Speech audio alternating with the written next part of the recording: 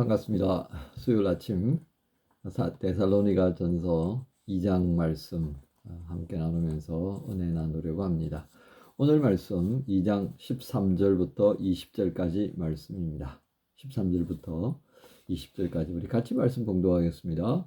이러므로 우리가 하나님께 끊임없이 감사함은 너희가 우리에게 들은 바 하나님의 말씀을 받을 때에 사람의 말로 받지 아니하고 하나님의 말씀으로 받음이니 진실로 그러하도다. 이 말씀이 또한 너희 믿는 자 가운데에서 역사하느니라. 형제들아, 너희가 그리스도 예수 안에서 유대에 있는 하나님의 교회들을 본받은 자 되었으니 그들이 유대인들에게 고난을 받음과 같이 너희도 너희 동족에게서 동일한 고난을 받았느니라.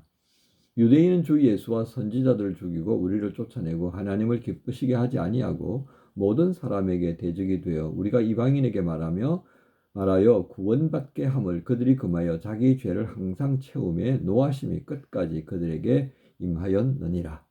형제들아, 우리가 잠시 너희를 떠난 것은 얼굴이요 마음은 아니니 너희 얼굴 보기를 열정으로 더욱 힘썼노라. 그러므로 나 바울은 한 번, 두 번 너희에게 가고자 하였으나 사탄이 우리를 막았도다.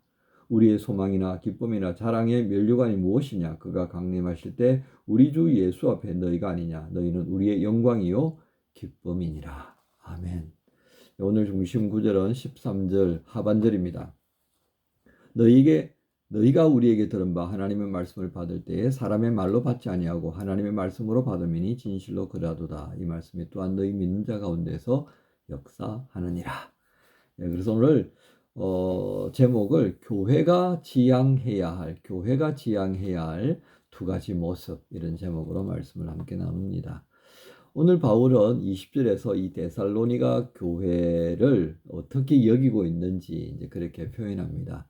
물론 앞절에서 이 데살로니가 교회를 굉장히 사랑하고 그래서 가보고자 했지만 계속해서 그렇게 길이 막혀지는 상황이었는데 그것은 사탄이 그렇게 여러 가지 장애물을 두어가지고 그 갈 길을 막았다 이렇게 표현합니다. 그만큼 우리가 간절한 마음으로 가고자 했다는 것을 표현하는 것이죠.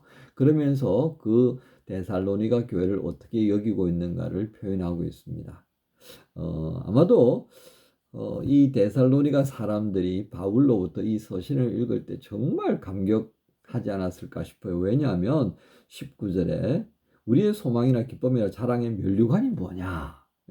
이제 이게 뭐냐면요. 이제 마지막 때에 주님을 만나게 될 텐데 그 수고한 종들에게 영광의 면류관들을 주실 거거든요. 그런데 그 면류관이 어떤 것이기를 바라느냐라고 하는 겁니다. 우리가 어떤 면류관이 쓰여지기를 바라겠냐? 다른 어떤 것도 아니다. 그 면류관은 바로 여러분들이다. 여러분들이 내가 장차받을 면류관이다. 이게 얼마나 기분 좋은 표현입니까? 그래서 이제 그걸 함축해서요. 20절에 너희는 우리의 영광이요 기쁨입니다. 다른 어떤 것도 우리는 필요치 않다.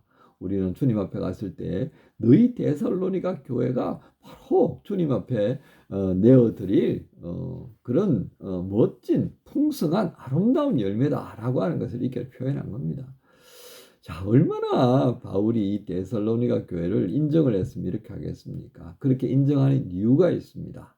자, 그것이 오늘 본문에 들어있는데요. 자, 한번 볼까요? 첫 번째는요, 오늘 말씀해 보십시오. 자, 13절에 오늘 중심 구절이죠. 이 데살로니가 교회가 바울이 전하는 복음, 또 복음과 관련되어진 어떤 해석이라든지 이런 다양한 설교 말씀을 어떻게 들었다는 얘기입니까? 하나님의 말씀으로 받았다는 겁니다. 그래서 너희가 우리에게 들은 바 하나님의 말씀을 받을 때에 사람의 말로 받지 아니하고 하나님의 말씀으로 받았다. 진실로 그랬다. 그러니까 그 다음에 그 말씀이 너희 가운데서 역사했다는 거예요. 하나님의 말씀으로 받으니까 그 말씀이 당연히 역사하는 건 뭐 누가 의심하겠느냐. 그렇게 너희들 속에 그런 역사가 있었다.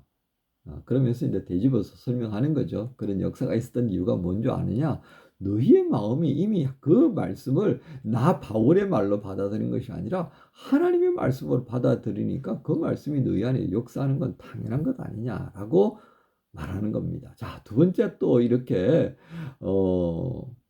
영광이요 기쁨이라고 하는 이유를 말하는데요. 그 다음 절에 보세요. 14절에 보면 너희가 그리스도 예수 안에서 유대인은 하나님의 교회를 본받은 자 되었다. 그 본받은 것 때문에 어떻게 해요? 너희도 너희 동족에게서 동일한 고난을 받았다 하는 겁니다. 여러분, 이 고난이 왜 있겠습니까? 유대에 있는 교회, 대표적인 교회 예루살렘 교회였잖아요. 그래서 사도행전 6장, 7장 이것을 쭉 보다 보면요, 핍박받는 교회의 모습을 보게 됩니다. 7장에는 스데반이 죽임을 당하는 장면까지 우리가 볼 수가 있잖아요. 그죠? 그만큼 스데반이 죽었고요. 또 야고보 선생이 또 죽었고요. 자, 이런 과정들을 보면서 이 교회들이 초대교회 때 고난을 받은 이유가 뭡니까? 복음을 증거하고 그 복음을 감당하면서 복음대로 살려고 했던 것 때문에 그렇습니다. 그 복음 핵심이 뭡니까? 십자가에 죽임을 당하신 예수 그리스도를 믿는 거였습니다. 그분이 부활하셨고 그분이 승천하셨고 그분은 다시 오실 거야 라고 했던 겁니다. 그래서 영원한 생명은 바로 그분에게 있다. 영원한 용서함, 하나님 나라의 백성이 되는 것은 그분에게 속한 자만이 누릴 수 있는 거다. 이제 그렇게 가니까 이 바리새적인 또 기존에 있는 어떤 정치 세력들로부터 얼마나 많은 핍박을 받았습니까? 그죠? 바로 그런 겁니다. 그렇게 예루살렘 교회를 중심으로 했던 많은 신자들이 핍박을 받았던 것처럼 이 데살로니가도 그렇게 동족들로부터 핍박을 받는 거죠. 그것을 바울이 주목했다는 겁니다. 그 핍박을 받음에도 불구하고 복음을 놓지 않았고 복음의 근거에서 새로운 삶을 시작했던 그들의 모습을 보면서 바울이 너희가 나의 영광이야. 너희가 나의 기쁨이라니까. 라고 말할 수 있었다는 겁니다. 자, 우리는 오늘 이 데살로니가 교회의 모습을 보면서요. 우리 신앙의 모습, 이 시대 우리 신앙의 모습을 한번 볼 수가 있겠습니다. 두 가지입니다. 그것은 우리가 교회 안에서 또는 공동체 모임 안에서 나누어지는 그 말씀들, 그것을 어떻게 우리가 듣고 있느냐 하는 겁니다.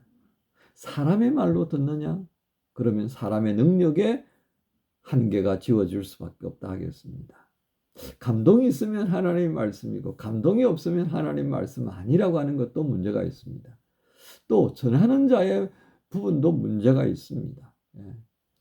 그런 이런저런 문제로 인하여서 우리 시대에 이 말씀이라는 것이 참 이 어디에다가 중심을 두어야 할지 모를 정도로 정말 난해한 상황이 되었습니다. 그런데 오늘 바울은 무엇이라고 우리에게 분명하게 제시합니까? 하나님 말씀으로 여러분들은 들었다는 겁니다. 이게 왜 중요하냐면요. 사실은 바울도요, 계속 사역하는 내내 이 바울이 가지고 있는 이 사도의 권위의 문제로 곤욕을 치렀다는 겁니다. 야, 저 바울을 누가 저렇게 복음 전하도록 세웠지? 이 소위 말하는 서열 다툼을 시키면요, 바울은 축에도 안 낀다라고 했다는 겁니다.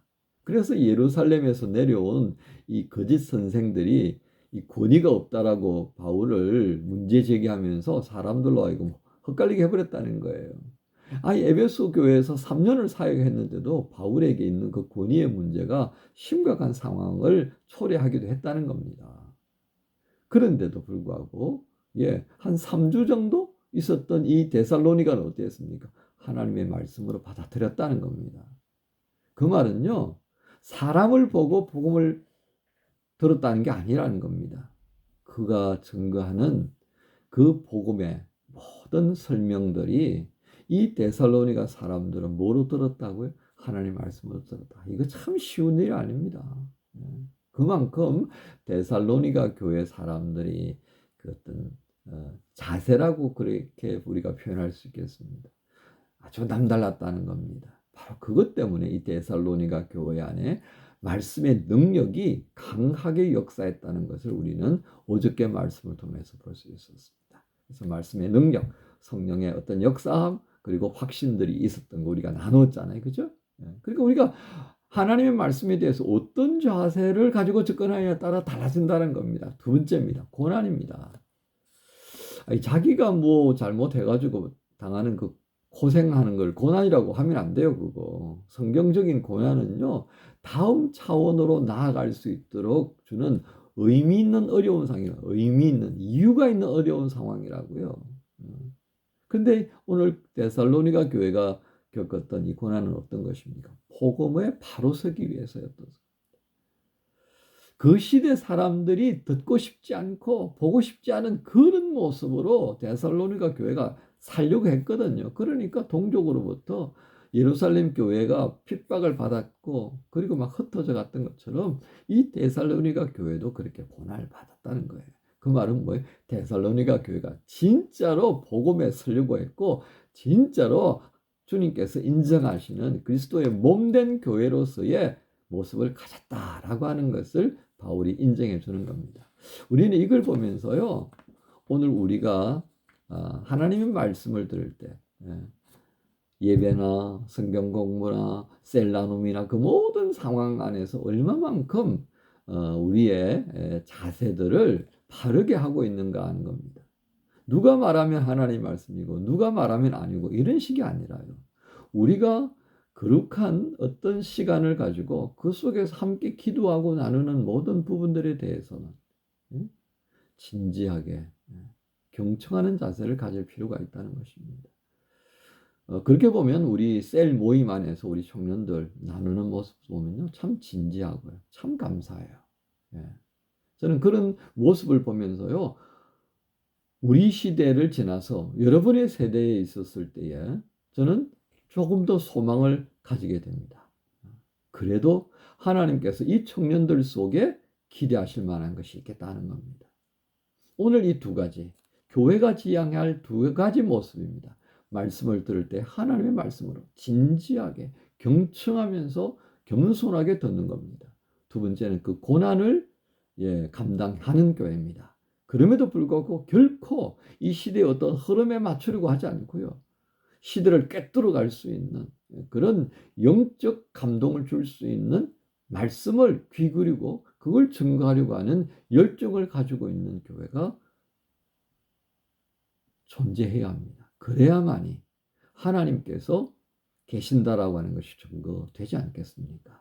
오늘 이 데살로니가전서 2장 13절부터 20절의 말씀을 보면서요, 교회가 지향할 두 가지 모습을 우리가 어떻게 계속 지속할 거냐, 지켜갈 거냐 기도하시면서 미래를 좀 바라보시면서 우리 그리스도인의 모습, 교회를 조금 더 살피고 또 이런 과정을 통해서 더 새롭게 할 수 있는 용기가 샘솟았으면 참 좋겠습니다. 그런 우리를 주님께서 도와주실 줄로 믿습니다.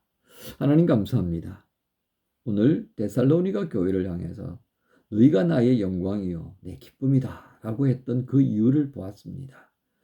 하나님의 말씀으로 받았고 또 복음에 충실한 까닭에 고난을 겪어야 했던, 그럼에도 불구하고 결코 그 복음에서 떠나지 아니하고 끝까지 주의 말씀 안에 서려고 했던 이 교회의 모습들을 칭찬하는 바울. 주님, 우리 마나임 주님의 교회가 이런 칭찬받는 교회로 주님 앞에 존재하기를 구합니다.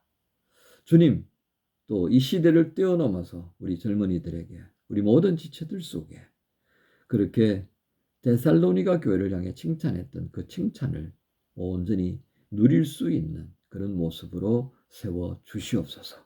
오늘 이 말씀을 묵상하고 교회가 가져야 할 두 가지 모습을 또 감당하기 위해서 주께 의탁하는 모든 지체들에게 새로운 은혜의 풍성함에 거하게 하옵소서. 감사합니다. 예수님의 이름으로 기도합니다.